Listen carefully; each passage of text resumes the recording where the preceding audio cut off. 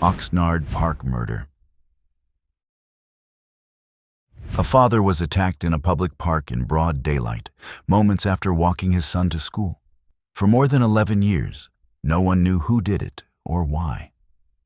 On the morning of the 13th of November, 2014, at around 8:45, 55-year-old Lav Niga was attacked and killed at Sierra Linda Park in Oxnard, California, just after he had walked his son to the elementary school next door. It happened in plain view, in the middle of a busy school morning, witnessed by people in the park, by teachers and school staff, and by children in the schoolyard nearby. A blood trail ran westbound from the scene, and Niga was pronounced dead where he had fallen, in a place that should have been among the safest in the neighborhood. Who was he? Lav Niga was a husband and a father of 3 who had immigrated to Oxnard from India and worked as a clerk at a local convenience store. His family described him as a hard-working provider, a man focused above all on his children's education and their future. He had done nothing more that morning than walk his child safely to class, an ordinary act of devotion that ended in sudden, public violence. Why did the case go cold? The attack appeared utterly random.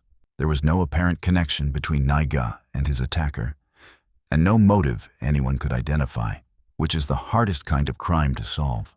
Detectives collected DNA evidence, created composite sketches, and interviewed the many witnesses who had been in the park and the school that morning.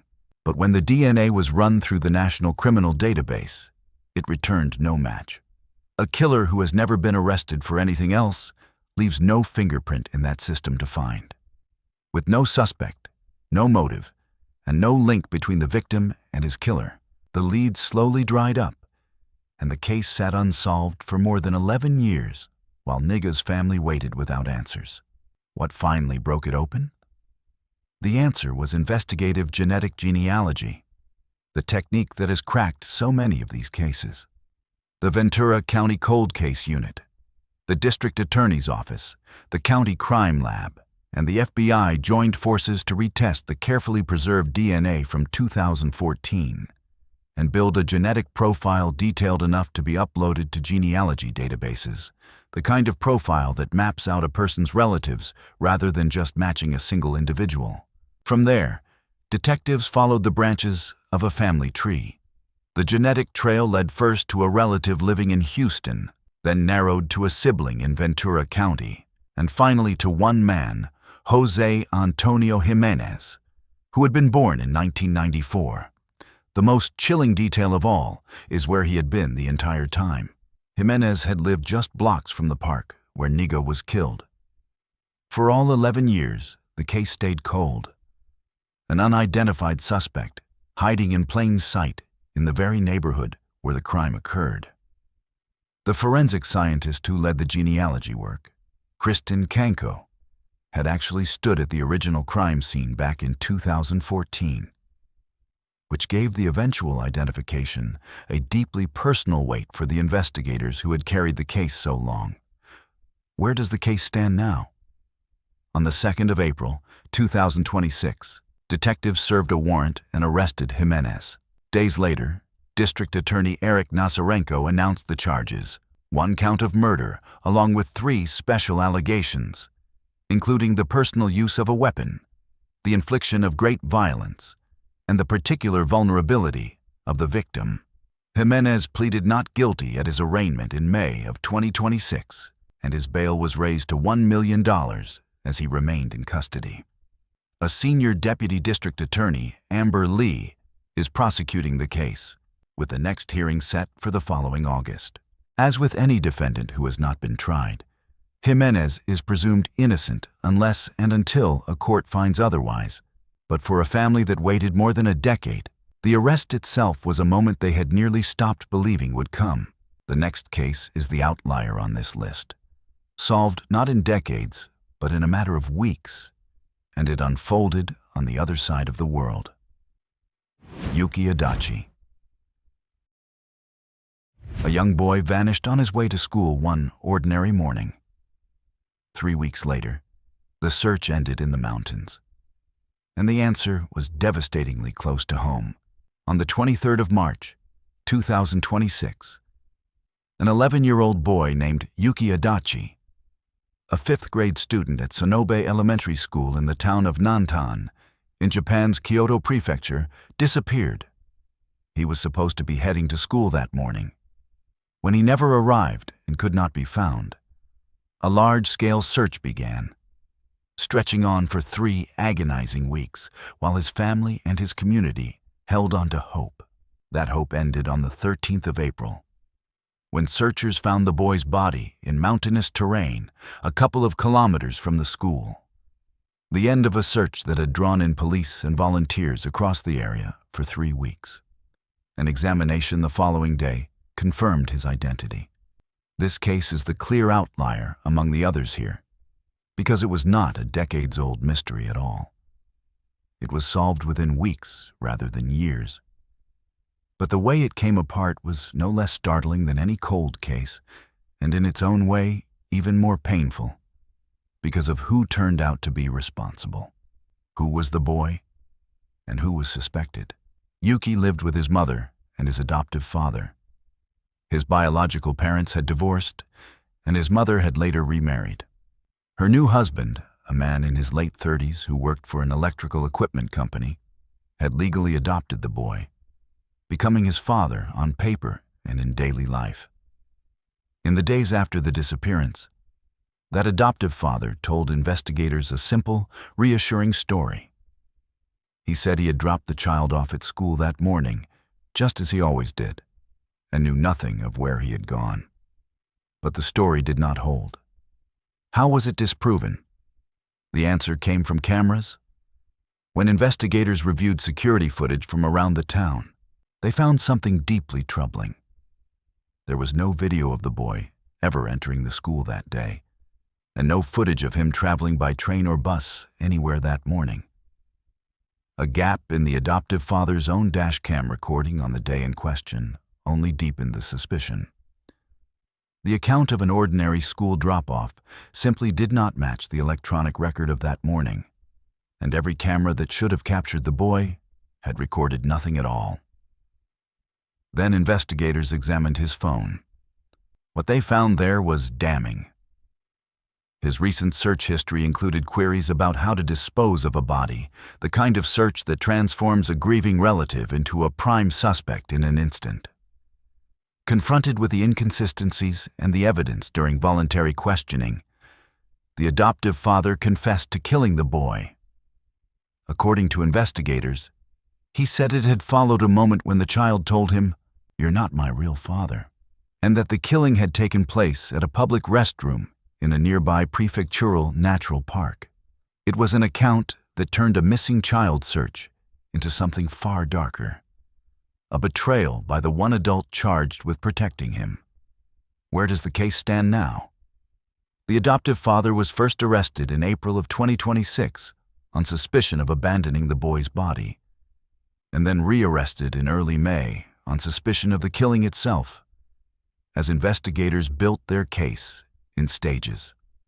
A Kyoto court extended his detention to allow that work to continue, and the case is now moving through the Japanese justice system, where, as in any prosecution, the accused retains his legal protections until the matter is fully resolved. What had looked at first like a frightening stranger abduction turned out to be a tragedy that had been hiding behind a familiar face the entire time. Exposed not by decades of detective work, but by a few weeks of careful attention to cameras and a search history. It is the rare case on this list where the twist was not how long it took to solve, but how close to home the answer was all along. The next case took the opposite path. Decades of silence broken at last by DNA, only for the outcome to take a turn almost no one saw coming. Dawn Momohara. A teenager was found dead inside her own high school one morning in 1977. 42 years later, DNA finally produced a name, and then the case fell apart. On the morning of the 21st of March, 1977, the body of 16-year-old Dawn Momohara, a sophomore at McKinley High School in Honolulu, was found inside the school on an upper floor of one of its buildings. She had been attacked and killed, and a medical examination determined that she had been strangled. That a student could be killed inside her own school sent a wave of fear and grief through McKinley and across the city, and it would haunt the community for decades. Who was she? Dawn was remembered by classmates as quiet and shy, a gentle and warm presence who was easy to like. The morning before she died, she had received a phone call from an unknown male, and afterwards she told her mother she was going to a shopping center with friends. That was the last time her mother ever saw her alive. The ordinary plans of a teenage girl, a phone call, and an outing with friends became the final fragments of her short life. And the unknown caller became one of the case's earliest unanswered questions. Why did the case go cold for so long? Investigators in 1977 did the work the era allowed. They released sketches of a person of interest and of a car they wanted to find, a particular American model from the mid-1970s. And they interviewed her friends and family, including two brothers who had met Dawn at a school dance the year before. But none of it produced a suspect they could charge, and the case went cold, where it would remain for 42 years, long enough that many assumed it would never be answered. What changed? Modern DNA testing. In 2019, cold case detectives sent preserved evidence, including items of her clothing, for analysis. The following year, in 2020, a partial male DNA profile was recovered from that clothing, the first real genetic lead the case had ever produced. The problem was that it matched no one in any criminal database, so detectives still had a profile without a name. The breakthrough came in 2023, when investigative genetic genealogy pointed them back toward those same two brothers from the decades-old case file. How did they narrow it to one man? Detectives worked the family tree with patience and discretion. They quietly obtained a DNA sample connected to one brother who lived out of state, and that comparison excluded him as the source. Then they obtained a sample connected to the other brother, Gideon Castro, and that one matched the profile recovered from the scene. It was the kind of careful, step-by-step genetic detective work that simply had not existed when Dawn was killed. In January of 2025, Gideon Bellamidi Castro, then 66 years old and a McKinley graduate from the 1970s, was arrested at a nursing home in Utah, nearly 48 years after Dawn's death.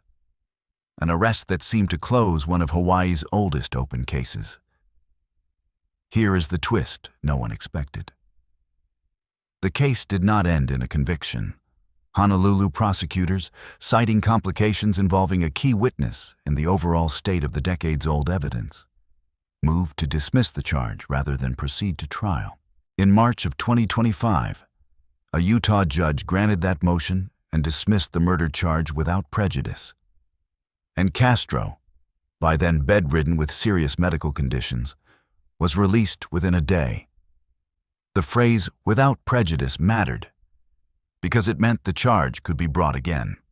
Prosecutors said they fully intended to refile and to seek his extradition once they were ready, keeping the case technically alive. But as of 2026, no refiling and no conviction had been reported. DNA had finally given the case a name after 48 years, only for the path to justice to stall at the courthouse door. A sobering reminder that identifying a suspect and proving a case in court are two very different things. The next case found its answer too late in a different way, when the trail finally led to two men who were already beyond the reach of any court.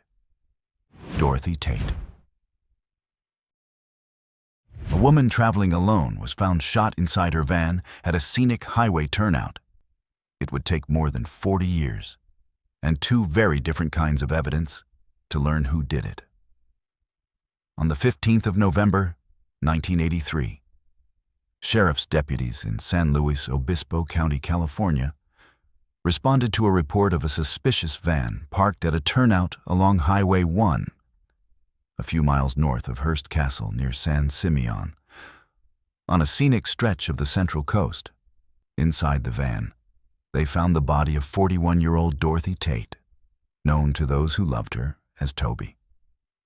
She had been shot and killed as she sat in her van, and a blood trail led away from the vehicle, suggesting the killer had not escaped unmarked. Who was she? Toby Tate was from Estes Park, Colorado, and her younger sister Priscilla described her as adventurous, a lover of nature and travel, and a bit of a rebel at heart, someone who embraced life on her own terms. She had been driving solo through California with her 2 dogs, on her way to visit relatives in one town and a friend in another, when her journey was cut short on that lonely highway turnout. Her killer took her new camera, her purse, and other belongings, which told investigators that robbery was at least part of what had happened that day, even if it could not explain the violence. Why did the case stay cold for 4 decades? Quite simply, there were no suspects. A male DNA profile was developed from blood evidence preserved at the scene, but it matched no one in the national database. Her camera, a new Nikon, surfaced years later at a pawn shop in Bakersfield, but by then it had passed through too many hands to trace back to the crime. With nothing connecting the random highway killing to any known person, and with both the victim and her killer being travelers passing through, the case went cold and stayed that way for more than 40 years, one of the oldest open files in the county. What finally cracked it? A determined cold case detective named Clint Cole, who had helped solve other high-profile cases in the same county, including the long-unsolved Kristen Smart case, reopened the investigation. Working with the private forensics lab Othram and the well-known genetic genealogist C.C. Moore, the team sequenced the old blood evidence and used genealogy to put a name to it, identifying a man named Stephen Richard Hardy. But there was a second piece of the puzzle, and this is what makes the case so remarkable. Investigators had also recovered fingerprints from a Coca-Cola can left at the scene all those years ago, and those prints identified a second man, Charlie Sneed. The 2 pieces of evidence, a discarded soda can and a few preserved drops of blood, had each independently held onto the identity of a different participant across more than 4 decades. Both men had been Texas residents at the time of the killing, far from the California highway where Toby died. Why will there be no trial? Because both men are dead. Hardy had died years earlier, in 2003, so neither could ever be brought into a courtroom to answer for what was done to Toby Tate. In January of 2026, authorities announced the case solved. The district attorney reviewed all of the evidence and concluded there was probable cause to charge both men had they been alive. And the case was officially closed under a designation known as exceptionally cleared, which is how investigators formally resolve a case when the identified suspects can no longer be prosecuted. For Toby's sister Priscilla, it was an answer that came too late for a trial, but not too late for peace of mind. She said she had lived with a ghost for 43 years, and that now there was finally an end, and her sister could rest.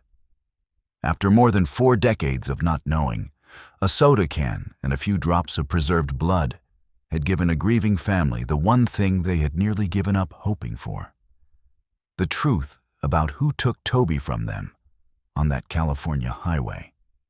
If you've made it this far and enjoy deep dives into the most shocking criminal cases, hit that subscribe button and don't forget to press the bell icon. The next case turned on a piece of evidence quietly preserved since the 1970s. Fingernail clippings that had held onto a killer's DNA for nearly half a century.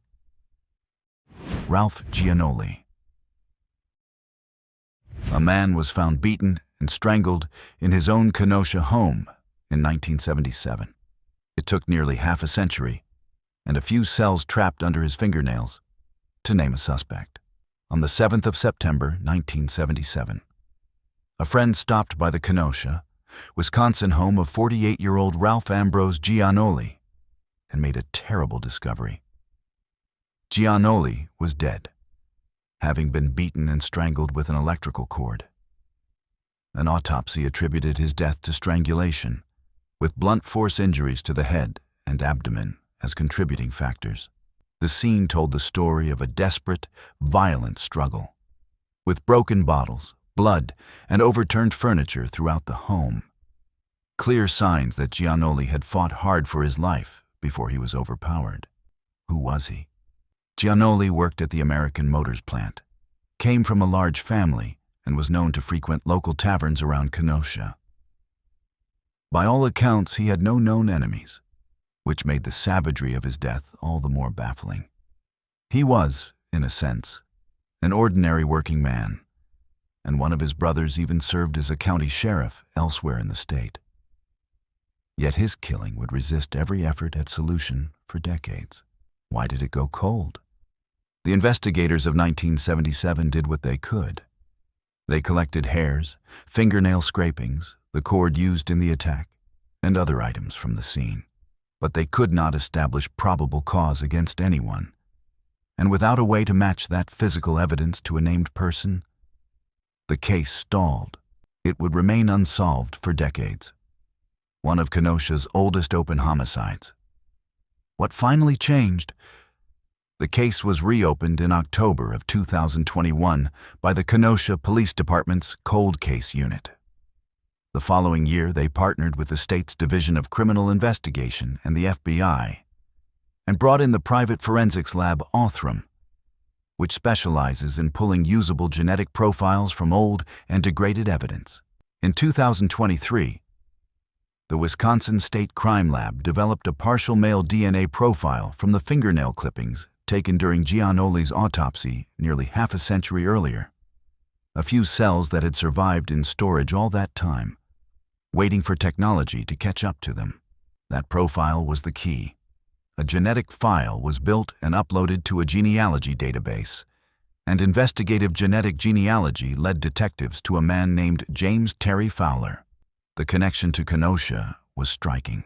Fowler had graduated from a naval training base about 20 miles away, just days before the killing, and was likely on leave at the time.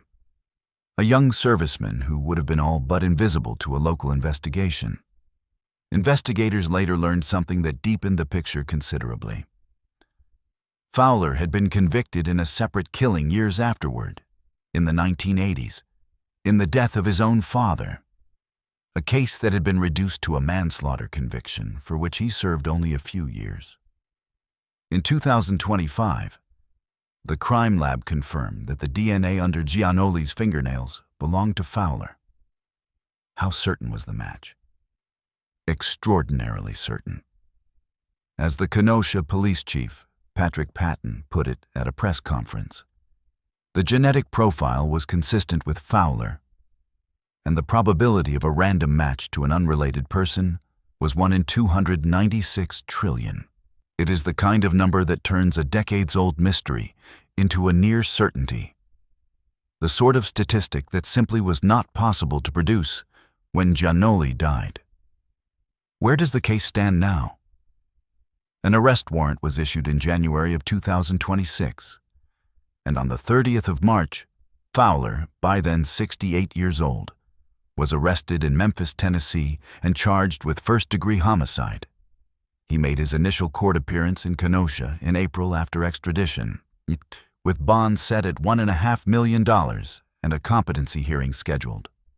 Investigators believe Fowler and Giannoli had crossed paths earlier on the night of the killing, though the motive remains unclear.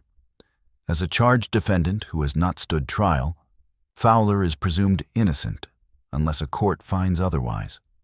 The next case, on the other side of the country, was cracked by a similar mix of new science and old evidence, including fingerprints left on the very object used in the attack. Edmond Lefebvre. A man was beaten to death in his own bedroom in 1975 San Diego. Half a century later, genealogy and a set of fingerprints on the murder weapon finally produced a name. On the 25th of February, 1975, 34-year-old Edmond Lefebvre was found dead in his home on Suncrest Drive, in the North Park area of San Diego, California. He had been attacked and killed in his own bedroom, the victim of a brutal and sustained assault. As a San Diego prosecutor would later describe it, LaFave was beaten and stabbed and left for dead on his bedroom floor. A savage attack carried out in the one place where he should have been safest. Who was he? Edmond LaFave was originally from Williamstown, Massachusetts, and was one of 5 brothers. He had moved west and built a life in San Diego, far from the small New England town where he grew up, when that life was cut violently short at just 34. To his brothers and the rest of his family back east, his unsolved killing became a wound that stayed open for an astonishing 50 years. A question mark hanging over the family for generations. Why did the case go cold? Despite an exhaustive investigation in 1975, detectives could not identify a suspect. Over the following decades, various cold case investigators pulled the file and reviewed it, but none could move it forward, and the murder of Edmond LaFave became one of San Diego's oldest unsolved killings. What mattered most, though, was that the forensic evidence from the scene had been carefully preserved across all those years, waiting for a kind of science that did not yet exist in 1975. What finally cracked it? In 2023, a specialized cold case unit within the San Diego District Attorney's Office, funded by a federal grant of more than $500,000 spread over 3 years and aimed specifically at solving cold cases with DNA, submitted the old evidence to the forensics lab Othram. The unit had been built precisely for cases like this one, long dormant killings where preserved evidence might still hold a genetic answer.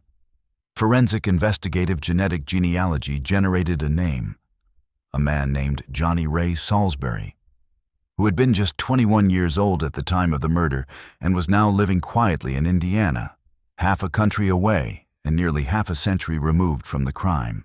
But the genealogy was only half of it. Once detectives had a name, the San Diego Police Crime Lab went back to the physical evidence preserved from 1975 and matched Salisbury's fingerprints to the crime scene. Most damning of all, his prints were identified on a clothes iron that had been used as a weapon in the attack. The combination was powerful: modern genealogy pointing to a suspect, and decades-old fingerprints physically placing his hands on the very object used to kill. 2 independent kinds of evidence converging on the same man. Indiana authorities assisted as the investigation moved toward an arrest, and the district attorney, Summer Stephan, captured the spirit of the work simply, saying the key is to never give up on justice. Where does the case stand now?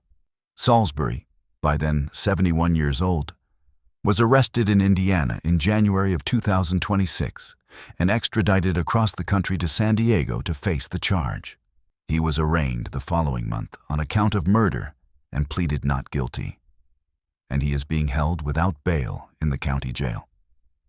No motive and no connection of any kind between Salisbury and LaFave has been publicly disclosed, which leaves the central question of why a 21-year-old would beat a man to death in his own bedroom entirely unanswered, even now.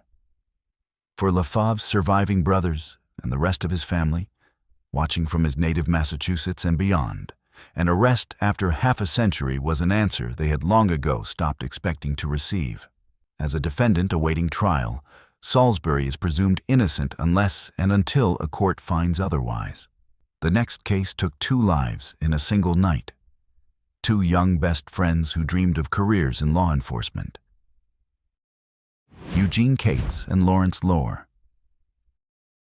2 best friends, both 23 and both hoping to become officers of the law, were killed in one night at a construction site. Their killer was a stranger, and he stayed unknown for 32 years. In the early morning hours of the 23rd of May, 1994, at around 3 in the morning, Stockton police in California responded to a reported assault at a construction site at Spanos Park on Thornton Road, south of a local high school, and found 2 young men dead. Lawrence Lohr, known as Larry, had been working the overnight shift as a security guard, and he was found inside the site's security trailer, bound, gagged, and killed. Eugene Cates had simply stopped by to visit his friend after finishing his own shift at a nearby gas station, and he was found dead as well, struck by a vehicle that the killer had used to crash through the site's chain-link fence while escaping. That vehicle, which belonged to Cates himself, was later abandoned and burned a few miles away. Both men were 23 years old. Who were they?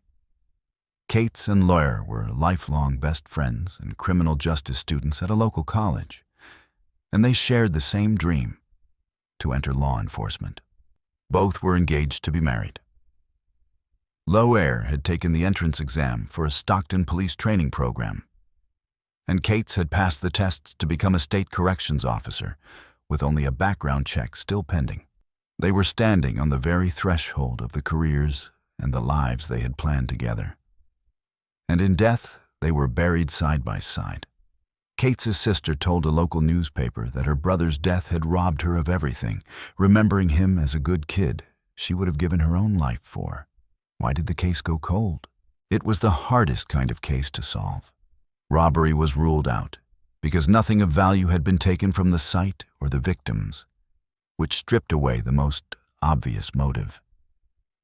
And the killer had no known connection to either young man or to the construction site itself, meaning there was no relationship for detectives to trace, no jealous rival or angry associate to question. With no motive and no link between the attacker and the men he killed, conventional investigation had almost nothing to work with. Detectives collected evidence and interviewed many people over the years, but the double murder stayed cold for 32 years. What finally broke it? In 2025, the Stockton Police Department and the San Joaquin County District Attorney partnered with the forensics lab Othram. Using advanced genome sequencing, Othram built a genetic profile from the original crime scene evidence, and forensic genetic genealogy generated leads pointing to one man, Donald Lee Clark, an 80-year-old Stockton resident. A county cold case task force, the state's Forensic Services Bureau, and a U.S. Marshals team obtained a reference DNA sample from Clark, and it matched the crime scene evidence. Where does the case stand now? Clark was arrested in Stockton in April of 2026 by a U.S. Marshals Fugitive Task Force. The district attorney, Ron Freitas, announced the case at a press conference, saying that his county does not have an expiration date on justice and would follow the evidence as long as it takes. Clark, who appeared in court in a wheelchair, was arraigned on 2 counts of murder with special circumstance allegations, including the multiple killings and the use of a firearm and a deadly weapon. No plea was entered as a public defender was appointed, and he is being held without bail. Prosecutors have said he could face either the death penalty or life without the possibility of parole. The district attorney noted that this was already the task force's 3rd solved cold case and its 2nd arrest within a single month. No motive has ever been revealed. And as a defendant who has not been tried, Clark is presumed innocent unless and until a court finds otherwise.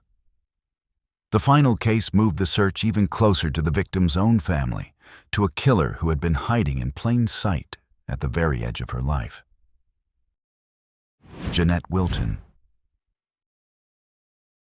A grandmother was pulled from a Michigan river in 2003. The man who killed her had been quietly connected to her family the entire time. On the 22nd of February, 2003, the body of 57-year-old Jeanette Wilton was recovered from the Flint River in a township near her home in the Saginaw area of Michigan. An autopsy determined that she had been assaulted and killed before her body was placed in the water.